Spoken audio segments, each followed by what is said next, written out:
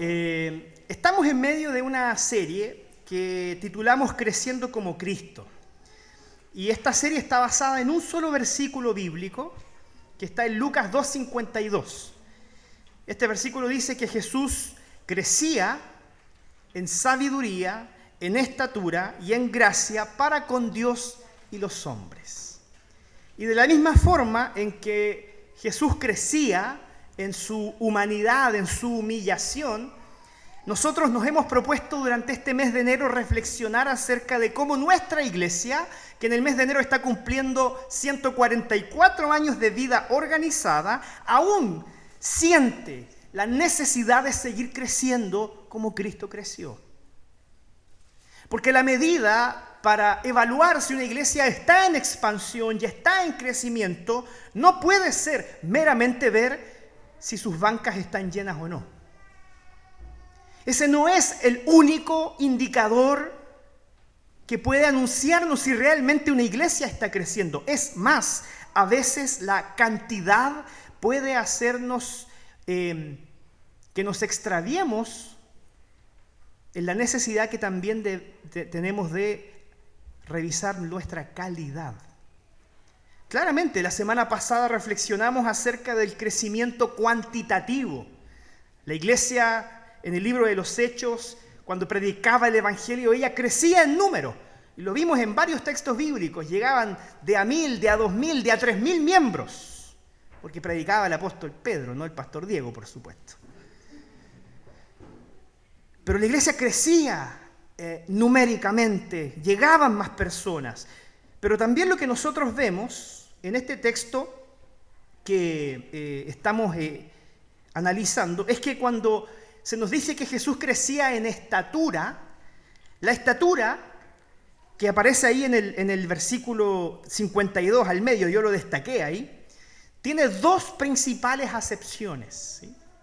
La primera tiene que ver con la talla, con el porte, con cuánto usted mide. Pero también esta palabra que se traduce en nuestro idioma como estatura, en otras partes del Nuevo Testamento es usada para hablar también de madurez. No solo de porte, también de madurez. Y entonces delante de esto es que yo quiero volver a hacerles esta pregunta que ya les hice los 2 domingos anteriores. ¿Nos hemos transformado en personas más parecidas a Jesús? Si yo fuera a su lugar de trabajo, que no lo voy a hacer por si acaso, para que no se asuste, pero en la eventualidad de que yo fuera a su lugar de trabajo y hablara con sus colegas, ellos podrían decirme que han visto que usted ha crecido y que se ha transformado en una persona más parecida a Jesús que hace un año atrás. Si yo fuera a su barrio, a su vecindario y me entrevistara con sus vecinos, ellos darían testimonio de usted diciendo, sí, mi vecino es una persona que yo le he visto crecer, que se ha transformado en una persona más bondadosa, en una persona más paciente, en alguien más manso, en alguien más misericordioso. Esto no solo tenemos que pensarlo desde la óptica individual, porque esta pregunta claramente es una pregunta para nosotros. Pero al momento en que reflexionamos como iglesia, también queremos nosotros hacernos esa pregunta. Si yo fuera a conversar con los vecinos de nuestros edificios, que están aquí alrededor de nuestra iglesia, y les preguntara, ¿cuál es la opinión que usted tiene de la iglesia presbiteriana? Probablemente me preguntarían primero, ¿presbi qué? Me dijo. Y después de que yo le explique lo que es ser presbiteriano, sí, la iglesia esa que parece católica. Y se los digo porque me lo han dicho. Yo pensé que eran católicos ustedes. No, somos evangélicos. ¿Qué pensaría la gente? ¿Qué diría de nosotros? ¿Cuál es nuestra influencia en el barrio donde estamos? ¿Cuál es la percepción que las personas tienen de nuestra vida como comunidad y como iglesia? Entonces, en la perspectiva de cómo Jesús crecía y cómo también nosotros queremos crecer, ya se los dije anteriormente, esta palabra que es estatura tiene estas dos acepciones. Y la semana pasada hablamos sobre cómo Lucas usa esta palabra para hablar de crecimiento cuantitativo, ¿no? De cuánto usted mide. Pero hoy día queremos también enfocarnos en este segundo elemento de la palabra estatura, que es madurez, y que es utilizada en otras partes de la Biblia para mostrarnos cómo los creyentes también deben llegar a la estatura de la plenitud de Cristo. Y cuando habla de la estatura de la plenitud de Cristo se refiere a que te parezcas más a Jesús, a que el carácter de Cristo pueda imprimirse en tu carácter para que la gente que te rodea, lo que vea cuando mira hacia ti, sea a Cristo Jesús. Es por eso que en esta segunda parte de Creciendo en Estatura, quiero invitarlos a reflexionar más en profundidad acerca de cuán maduros somos en esta área más cualitativa, como individuos y como iglesia. Y pensando en esto,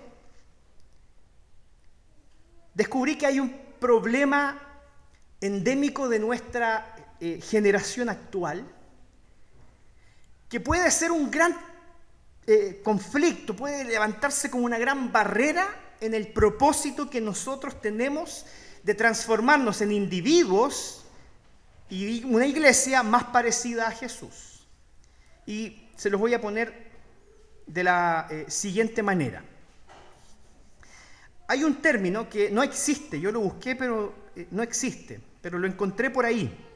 No sé si usted ha escuchado hablar sobre la adultescencia, que es como una mezcla de la adultez y de la adolescencia. Entonces, este es un fenómeno que hoy día están acuñando algunas corrientes psicosociales para hablar de ciertas características que son propias de una generación actual que nos distinguen tal vez de las generaciones anteriores. Entonces hablan de la adultescencia, de adultos que no maduran, de personas que tienen 30, 40, 50 años y siguen comportándose como si fueran adolescentes. Y encontré una serie de características psicoemocionales que distinguen a personas de nuestra época que podrían caer dentro de este concepto de adultescencia. Fíjense, la primera de ellas es que ellas no asumen o no perseveran en los compromisos. Hoy día carecemos realmente de un compromiso verdadero con los proyectos a largo plazo. Por el contrario, pareciera ser que las cosas son mucho más transitorias, son mucho más pasajeras. Hoy día pareciera ser que los adultos están menos dispuestos a perseverar en algo cuando esto se pone difícil, cuando se levantan adversidades, cuando las cosas tal vez no salen como uno las había planeado originalmente. Pareciera ser que en ese contexto muchos de los adultos hoy día abren mano y terminan renunciando a eso. Y lo vemos nosotros en el matrimonio. En los matrimonios modernos vemos mucho de esta característica psicoemocional, en donde abandonamos y abrimos mano de nuestros compromisos pactales que hicimos delante del Señor, sencillamente porque hay dificultades, porque ya no me siento como antes, porque ya la relación no me satisface como antes. Entonces, estamos construidos psicoemocionalmente para dar pasos al costado, para abandonar, no para dar pasos hacia el frente, no para, disculpen la expresión, no, pero ponerle el pecho a las balas y valientemente decir: yo voy a cumplir mi palabra, yo empeñé mi palabra que iba a estar contigo por el resto de mi vida. Y en vez de enfrentar con valentía esa decisión, decidimos dar pasos al costado. Otra característica es que son personas que, y relacionado a lo anterior, no soportan la presión o la adversidad. me he sorprendido con varios influencers de las redes sociales que muestran de manera divertida esta característica hoy día tan propia de nuestra generación que tiene que ver con la ansiedad y cómo todo nos genera ansiedad. Todo nos genera, cuando se sale de nuestro control, nos derrumba emocionalmente, porque no somos capaces de soportar la presión o la adversidad. Con mi esposa seguimos en particular a un influencer que lo hacemos porque nos parece muy divertido los videos que él hace. Él se llama Natcher en Instagram.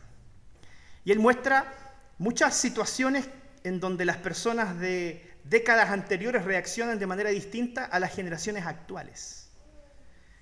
Y quiero mencionarles solo una que me pareció muy llamativa a propósito de la etapa que estoy viviendo con el nacimiento de mi hija hace una semana.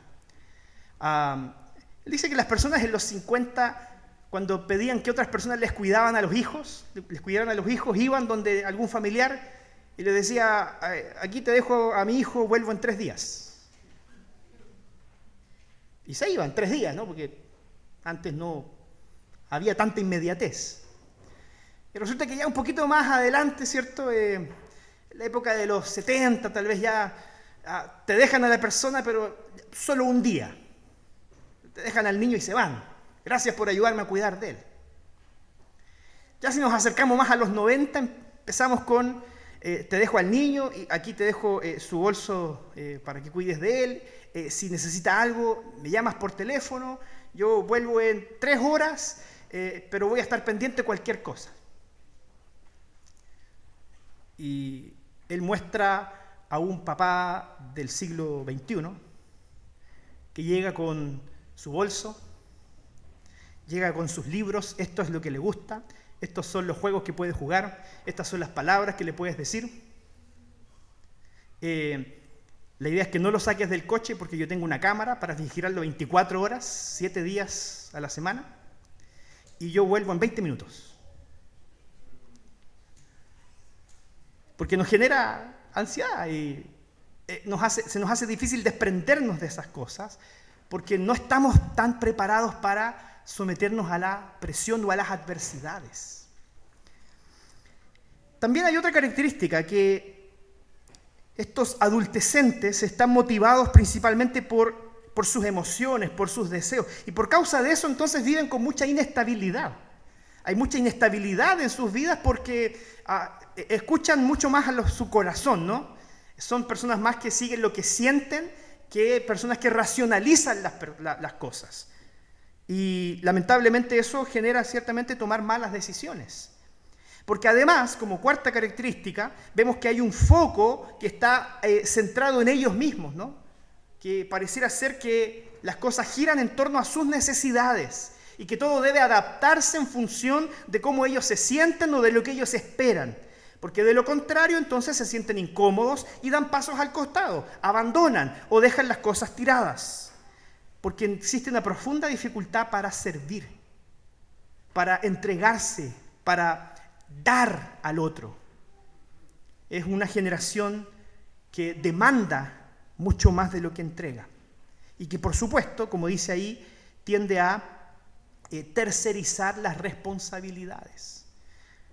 Porque tal vez buena parte de estas características psicoemocionales son culpa también de padres que tenían la idea en su mente de que sus hijos no pasaran por las mismas penurias que tuvieron que pasar ellos.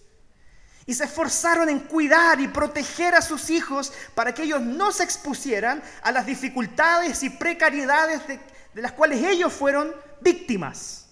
Y se esforzaron tanto en cuidarlos de este mundo violento que cuando los lanzaron al mundo se encontraron con que la realidad era muy distinta. Y entonces no asumen responsabilidades realmente. Porque siempre alguien se encargó de asumir eso. Siempre alguien se encargó de resolver el problema.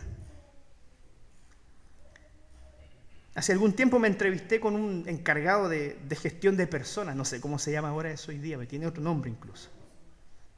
Es que cuando dije recursos humanos me retaron. Los humanos no son recursos, me dijeron. Perdón. Pero conversando con él, él me reconoció que hoy día es muy difícil lidiar con esta generación.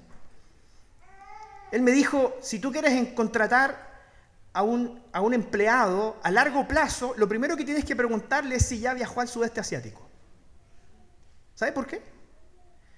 Porque si él no ha viajado todavía al sudeste asiático, probablemente apenas junte la plata en ese trabajo para viajar, va a renunciar y se va a ir. Porque hoy día esas son las expectativas. Hoy día es difícil encontrar trabajadores comprometidos, porque todo gira en torno a mis necesidades, todo gira en torno a mis proyectos, a mis metas, y yo me puedo servir de todo para alcanzar mis propios objetivos. Es difícil lidiar con esta nueva generación, y yo quiero decirte que si en alguna forma tú te has sentido identificado con esta nueva generación, tengo buenas noticias para ti hoy día. Si usted, querida hermana, siente que usted duerme al lado de un adultecente que todavía juega PlayStation, tengo buenas noticias para usted. El Evangelio puede transformarlo. El Evangelio puede hacer la diferencia en su vida para hacerle notar esta realidad tan lamentable y también ayudarnos a trabajar en nuestro carácter para que maduremos, para que crezcamos como Cristo creció y nos parezcamos más a Él. Sin embargo, antes de entrar a eso propiamente tal, me gustaría mostrarles que también no todas las iglesias están realmente preparadas para enfrentar este desafío. Porque se los dije, esto es un desafío individual, pero también es un desafío colectivo. El parecernos más a Jesús es un desafío individual y es un desafío como iglesia. Y si bien hay características psicoemocionales que hacen difícil el crecimiento y la madurez personal hoy día, también existen enfermedades en las iglesias que dificultan que los miembros crezcan. Y se los clasifiqué en 3. Existen 3 tipos de iglesias. Puede que sean más, yo me quise centrar en estas 3. Existen estas iglesias que podemos llamar nosotros como hospitales. Las iglesias que funcionan como hospitales tienen como pastor a un capellán. ¿Usted sabe lo que hace un capellán en un hospital? El capellán lo que hace es ir a las habitaciones de los enfermos para orar con ellos, fortalecerlos en la fe, consolarlos en sus dificultades, llevarles la esperanza del Evangelio. Es un trabajo muy hermoso. Yo alguna vez tuve la posibilidad de trabajar como capellán en una clínica en Santiago. Pero es un trabajo de acompañamiento en donde las personas están necesitadas. El capellán no va a la sala donde están los enfermos y les dice, ya, ¿cómo están, hermanos? Hoy día nos vamos a levantar y vamos a ir a predicar el Evangelio en la plaza y vamos a capacitarnos en liderazgo. No, el capellán tiene solo que cuidar de los enfermos porque ellos están en una condición de necesidad. Entonces existen muchas iglesias que tratan a sus miembros como pacientes, que los visitan, que los miman, que los cuidan, que no digo que esté mal, pero que solamente se queda en esa función de atender sus necesidades. Y eso genera, lamentablemente, miembros que dependen de otros,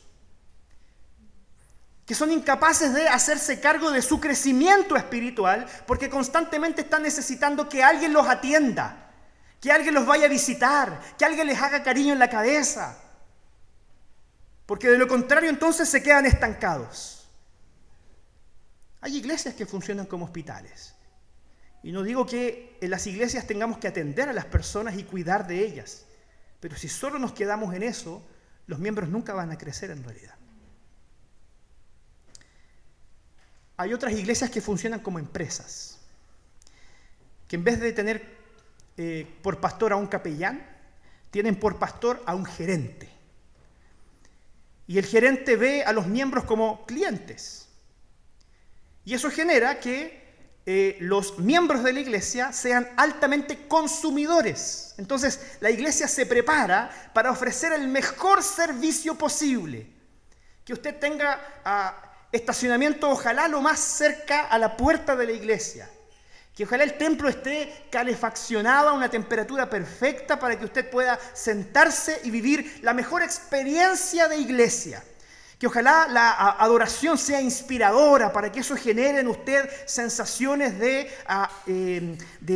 alegría, ¿no? Y que también ojalá la palabra sea desafiante y que el pastor, ¿cierto? Como un coach motivacional me ayude a que cuando yo salga del templo salga lleno de energía y que todos mis problemas hayan desaparecido.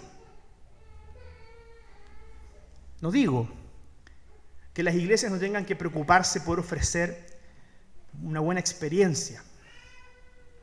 Pero cuando vemos a la iglesia solo como una empresa en donde sus miembros son clientes que van a consumir un producto, eso genera no madurez, genera egocentrismo.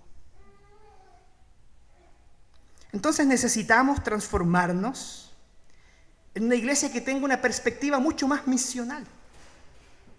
Que por pastor no tenga ni a un capellán ni a un gerente. Que por pastor tenga lo que la Biblia dice, un líder, una persona que guíe a las personas, que pastoree a las demás en su propio proceso de crecimiento y en su propio proceso de madurez. Porque las iglesias no deben estar llenas ni de pacientes ni de clientes. Las iglesias deben ser compuestas por discípulos de Cristo.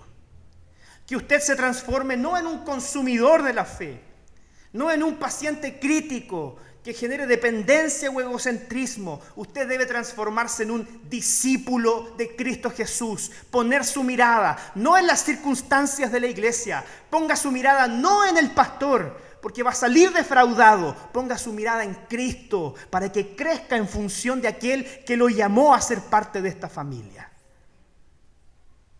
Así se consigue madurez, comprometiéndonos con el discipulado.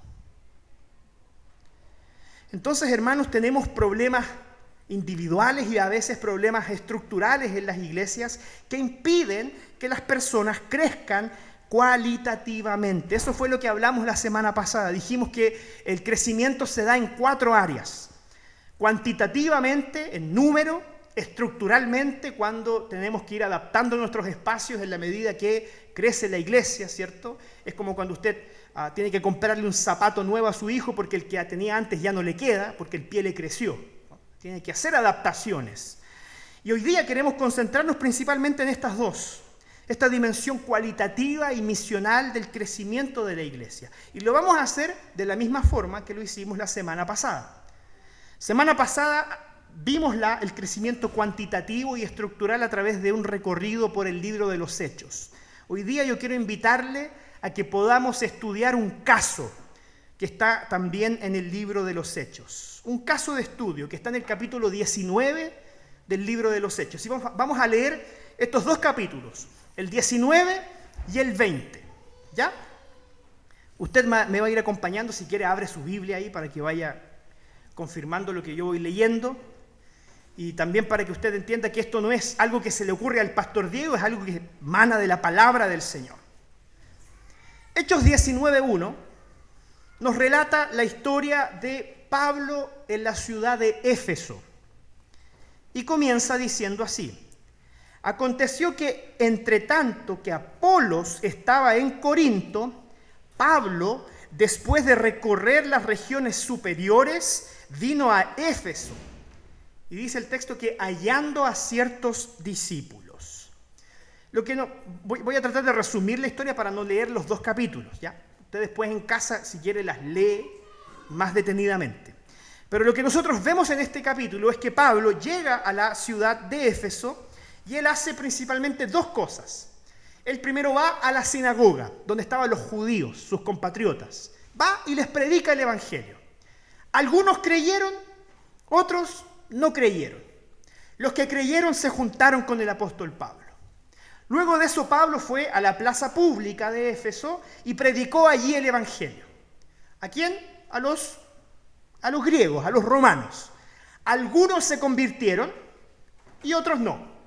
Los que se convirtieron se sumaron al grupo del apóstol Pablo junto con los judíos. Entonces teníamos a Pablo junto con un grupo de judíos y un grupo de griegos. Lo que hizo el apóstol Pablo fue que tomó a estos 2 grupos y arrendó una escuela en la ciudad de Éfeso. Dijo, ok, ahora que tenemos un grupo base, Vamos a arrendar una escuela y en este lugar vamos a estar enseñando, predicando y discipulando a las personas que creyeron en el Evangelio. ¿Ok?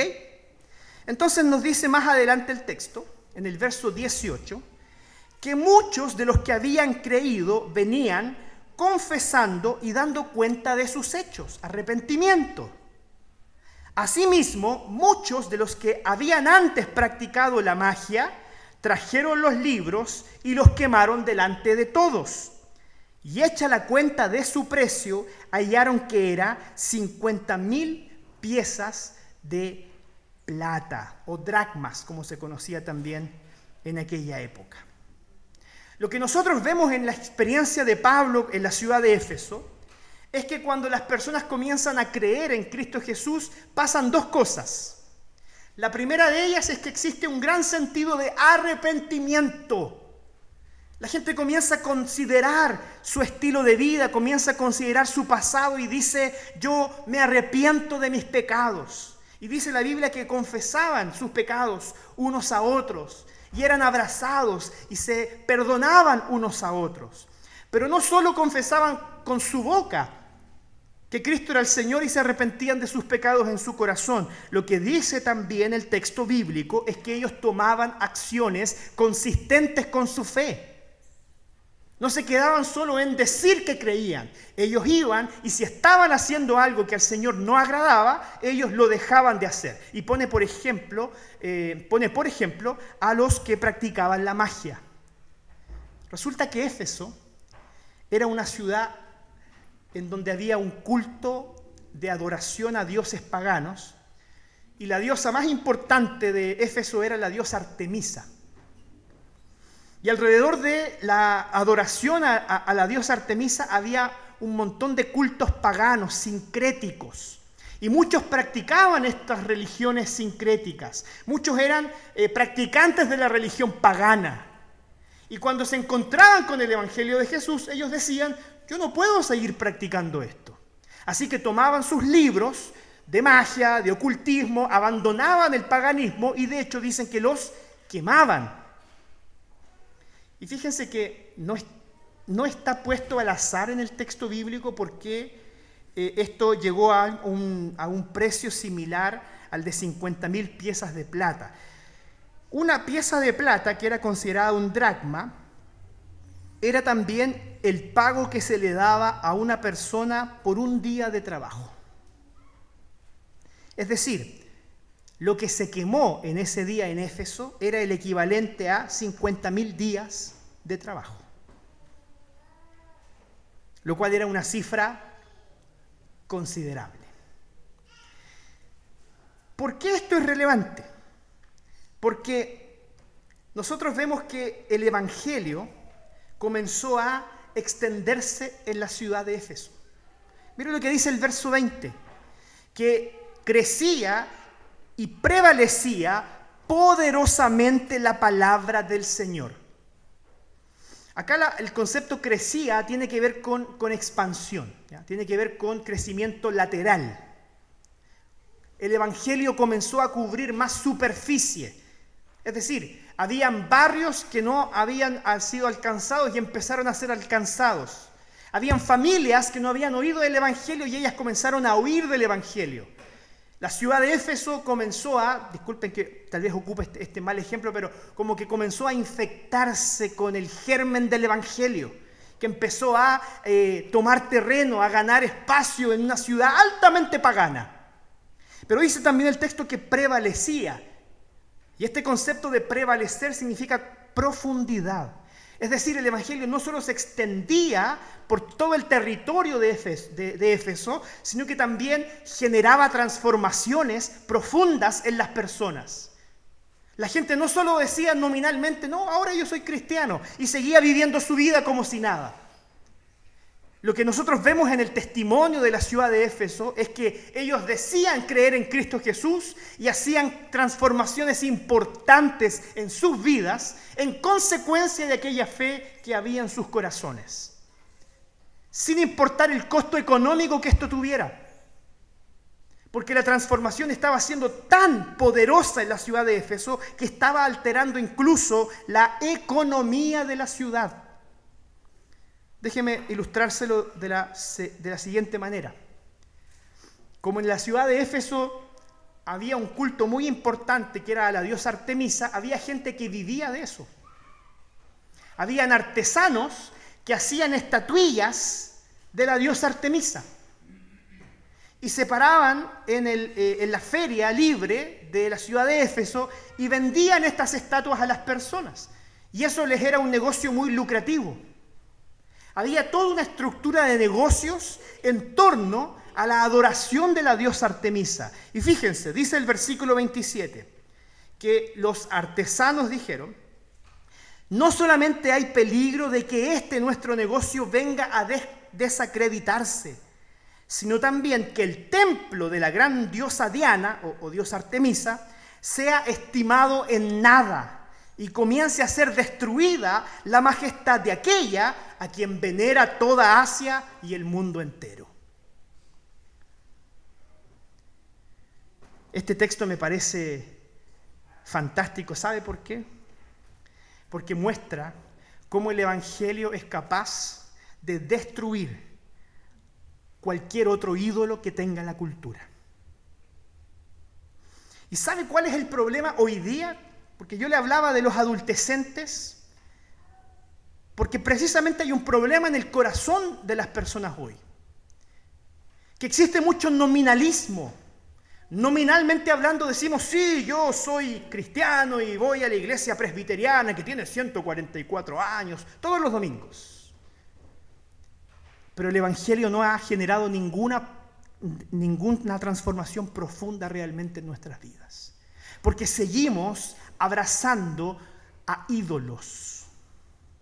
Y seguimos viviendo en función no de nuestra adoración al único Dios vivo y verdadero, sino que seguimos viviendo en dirección de abrazar ídolos. Usted me puede decir: sí, pero hoy día nosotros no adoramos imágenes, ¿no? Yo no tengo una estatuilla de la diosa Diana en mi casa, porque los dioses de hoy día son distintos. Hoy día el éxito profesional, el placer sexual, el dinero, las experiencias son los dioses de nuestra cultura. Esos son los dioses que están tomando presa de nuestros corazones. Esos son aquellos dioses que nos tienen abrazados y nos tienen maniatados y no nos permiten realmente vivir el Evangelio en libertad. Y fíjense que lo que nos dice el texto bíblico es que el Evangelio puede transformar las vidas de las personas y puede destruir los ídolos de su corazón. Entonces, querido hermano, hoy día el Señor quiere plantearte un desafío súper práctico. Que tú puedas identificar los ídolos que has abrazado en tu corazón y destruirlos antes que ellos te destruyan a ti. Porque si no eres capaz de destruir tú a los ídolos de tu corazón, no tengas duda alguna que ellos harán todo lo que esté a su alcance para destruir tu vida y alejarte del Señor. Solo el Evangelio tiene el poder de librarnos de esas cadenas y transformarnos en verdaderos discípulos de Cristo Jesús. El Evangelio transforma a las personas no solo porque ellas deben venir el día domingo a congregarse, sino porque aquellos que somos discípulos de Cristo vivimos el Evangelio en cada momento de nuestras vidas, en amplitud y en profundidad. Y así como el Evangelio, decía el texto anteriormente, crecía y prevalecía en la ciudad de Éfeso, el anhelo de Dios en su corazón para ti hoy día es que su palabra también crezca y prevalezca en tu corazón y destruya a los otros ídolos, que destruya a las otras fidelidades que has abrazado en tu corazón. ¿Qué pasó más adelante? Pasaron 3 años. 3 años estuvo el apóstol Pablo con los hermanos de la ciudad de Éfeso. Y él se fue en un viaje. Y cuando él regresó a la región en donde estaba la ciudad de Éfeso, él le pidió a los líderes, a los ancianos, que lo fueran a ver a un puerto que estaba ubicado a 70 kilómetros de Éfeso, porque él quería conversar con ellos. Y es por eso que en el capítulo 20, en el versículo 17, dice que el apóstol Pablo, estando en Mileto, envió a llamar a Éfeso a los ancianos de la iglesia. Yo no quiero dejar pasar este importante elemento que nos presenta la Biblia, porque cuando habla de los ancianos, ocupa la palabra presbíteros. Y la palabra presbítero no solo hace referencia a que mandó a llamar a quienes tenían más canas en la cabeza. El apóstol Pablo mandó a llamar a aquellas personas que habían madurado, que habían crecido en la fe, se habían transformado en líderes. Y esto para mí es hermoso, porque en 3 años el apóstol Pablo fue a Éfeso y recogió a un puñado de pecadores, los sacó de la sinagoga, los sacó del paganismo, los sacó de contextos altamente idolátricos y les enseñó, les predicó durante 3 años. Y esas personas maduraron en la fe. Se transformaron en líderes, en personas que amaban el Evangelio de Jesús y estaban comprometidas con la promoción de la gloria de Dios. En 3 años el apóstol Pablo logró que aquellos que pertenecían a la iglesia de Éfeso maduraran, crecieran en la fe y se transformaran en líderes. En 3 años, el sueño de todo pastor. Que fruto de su enseñanza, de su predicación, de su discipulado, que fruto de su visitación, de su atención hacia los miembros, los discípulos de Cristo crezcan en la fe y se transformen en líderes. Y cuando el pastor ya no esté, porque el Señor lo llama a su presencia o porque lo llama a servir a otro lugar, sean esos discípulos los que tomen el testimonio y sigan adelante con la obra del Evangelio. Porque el discípulo tiene que crecer, el discípulo tiene que madurar y asumir compromisos con su iglesia y con el Señor. Miren lo que pasó, versículo 20. Pablo les dijo lo siguiente: como nada que fuese útil he rehuido de anunciaros y enseñaros públicamente y por las casas. ¿Sabe cuál fue la estrategia del apóstol Pablo para que los miembros de su iglesia crecieran y maduraran en la fe? Él no hizo nada extraordinario. Él lo único que hizo fue predicación pública todos los domingos y discipulado personalizado en las casas de las personas. Solo esas 2 cosas: predicación pública y discipulado personalizado.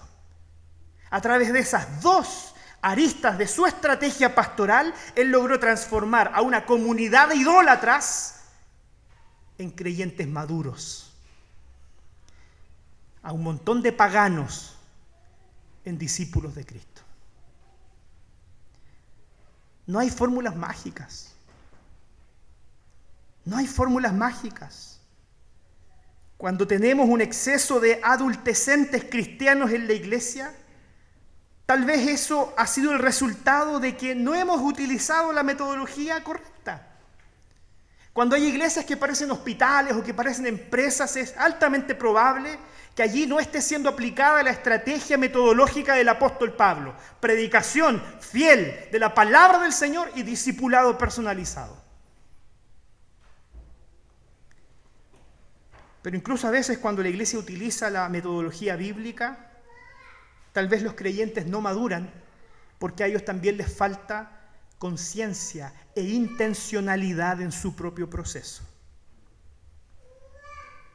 ¿Qué fue lo que les enseñó el apóstol Pablo? A judíos y a gentiles que se arrepintieran y que creyeran en Cristo Jesús. Ese es el contenido de la predicación, ese es el contenido del discipulado. Arrepiéntete de tus pecados y abraza la fe en Cristo Jesús. Y esto fue el desafío final del apóstol Pablo a los miembros que hacían parte de la iglesia de Éfeso. Él dice: ahora he aquí, ligado yo en espíritu, voy a Jerusalén. Él se iba de nuevo de viaje y no lo iban a volver a ver. Yo sé que ninguno de vosotros, entre quienes he predicado el Evangelio, verá más mi rostro. El apóstol Pablo se estaba despidiendo. Nunca más lo iban a ver. El pastor que estuvo 3 años con ellos, predicando, enseñando, les dijo, yo ya no voy a estar. Así que ustedes no pueden depender de mí para seguir creciendo en la fe. Ustedes ya no pueden depender de mi enseñanza, ya no pueden depender de mi esfuerzo. Les toca a ustedes seguir adelante. Y les dijo, por tanto yo os protesto en el día de hoy que estoy limpio de la sangre de todos ustedes, porque no he rehuido de anunciarles todo el consejo de Dios.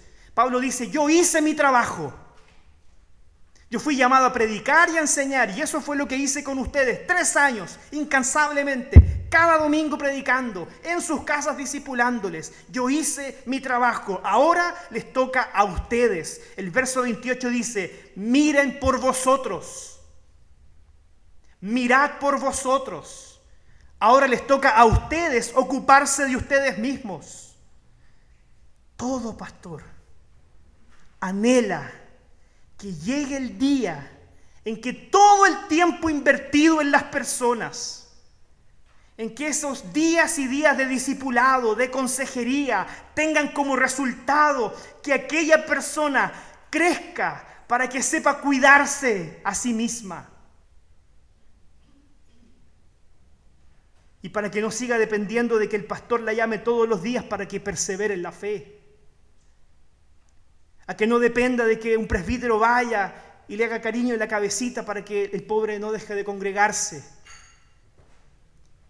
Cuiden de ustedes mismos.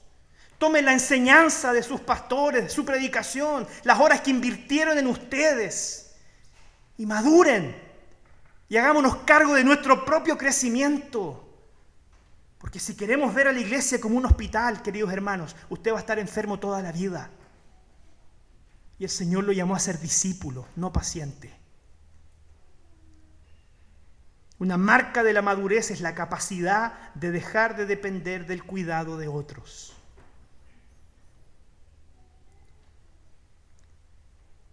Yo les voy a contar una anécdota, que algunos la saben.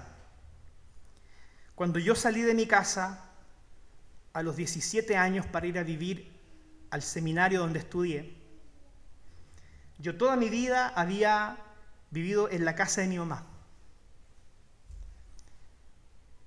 Y mi mamá era una mujer muy dedicada a su familia.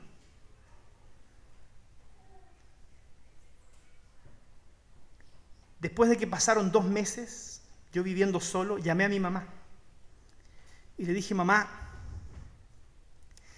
¿sabes qué? Parece que las sábanas que nosotros compramos para mi cama no eran muy buenas, porque están ásperas.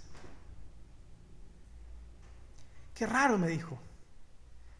¿Qué te parece si compras un poco de suavizante y le pones suavizante cuando las laves? Yo recién ahí, hermanos, aprendí que las sábanas se lavaban. Toda mi vida yo me acostaba en mi cama y nunca me tuve que preocupar por lavar sábanas.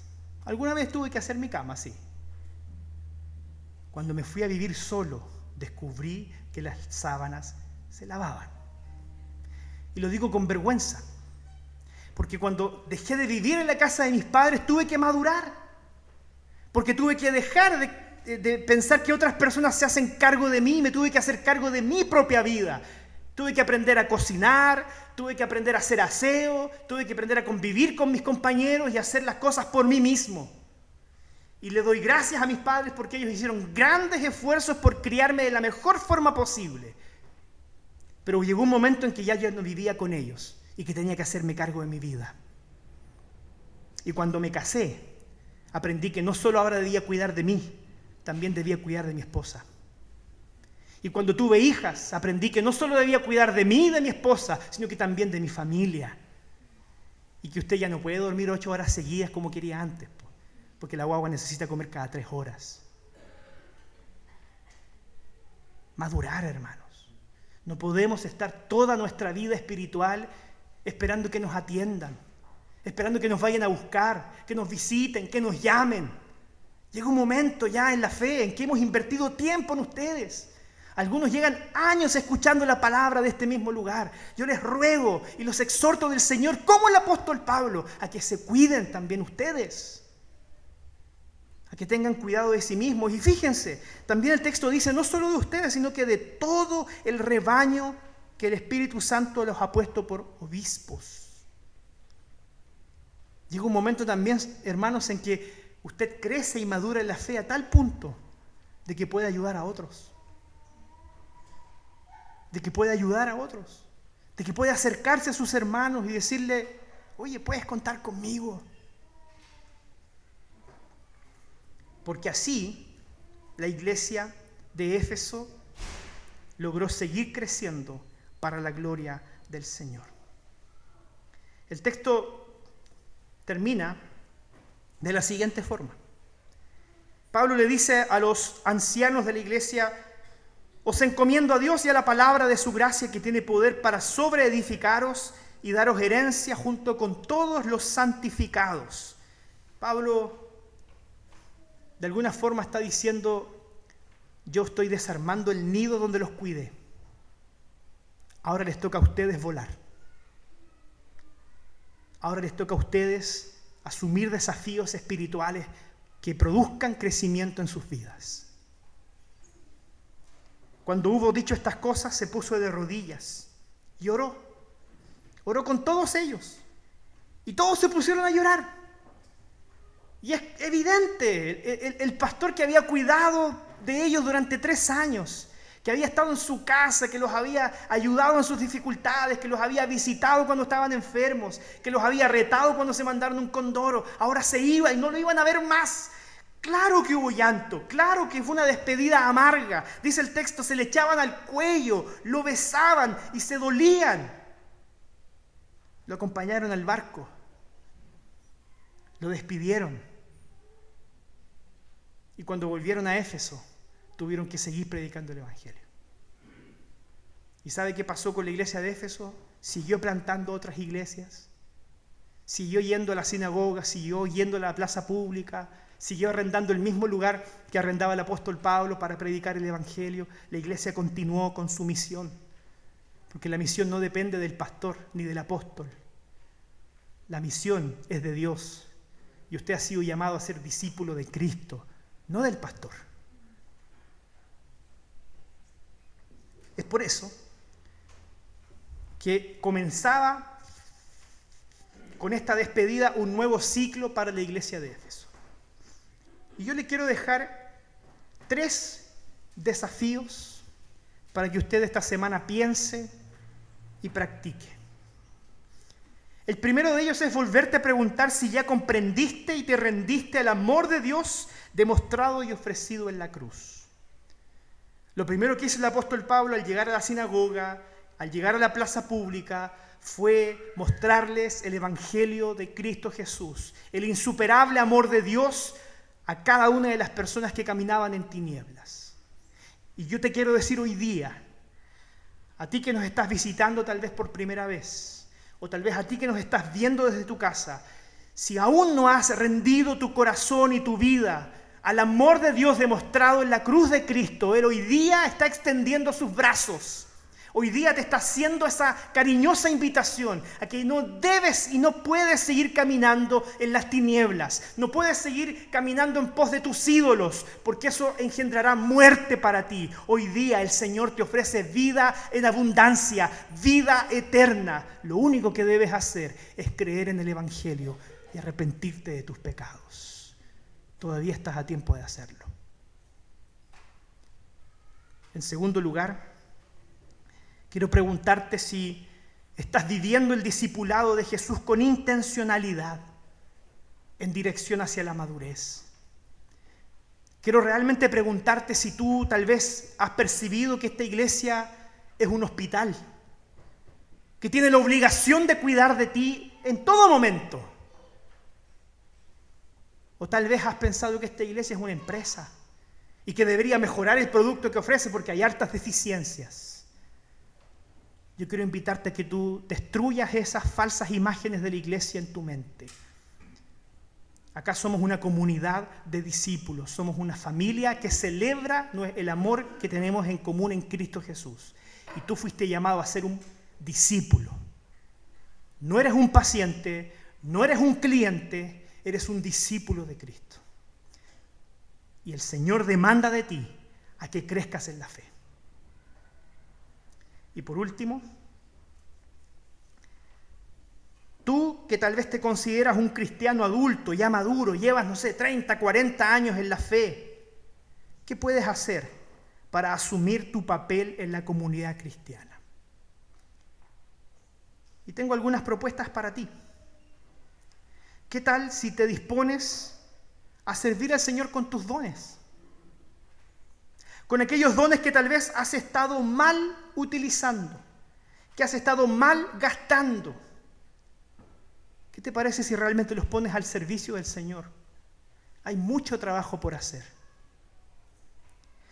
O tal vez te desafío a que retomes tu contribución al sostenimiento de la iglesia. Porque tú, siendo una persona madura, tal vez en la fe, con harta trayectoria, hoy día estás desobedeciendo al Señor y por alguna razón que puede que esté en tu corazón, dejaste de contribuir. Y empezaste a darle esa responsabilidad a otros. Que sean otros los que sostengan y financien el desarrollo de la iglesia. Y tú abandonaste ese compromiso que hiciste, no con el pastor ni con la iglesia, con el Señor, que te dio vida y salvación. ¿Qué tal si maduramos y comprendemos de una vez por todas que nuestra responsabilidad como miembros es participar de la contribución y el sostén de la iglesia? Tal vez el Señor hoy día te está desafiando a que cuides de otras personas. Y esa es una forma en la que tal vez tú vas a descubrir que existe alegría en ayudar a otros que tal vez van un poco más atrás que ti. ¿Qué tal si te acercas a alguien después del culto? Alguien que no conozcas y lo saludas y lo abrazas. ¿Qué tal si te quedas a almorzar después del culto? Y tenemos un tiempo de comunión y nos abrazamos y nos conocemos y caminamos este camino juntos. No tienes por qué hacer esto solo. No tienes por qué sufrir en soledad, no tienes por qué sufrir en angustia y en silencio. Puedes compartir tu carga con la iglesia. Aquí hay un espacio en el que realmente queremos amarte y abrazarte. ¿Y qué te parece si te comprometes a cuidar de otros también?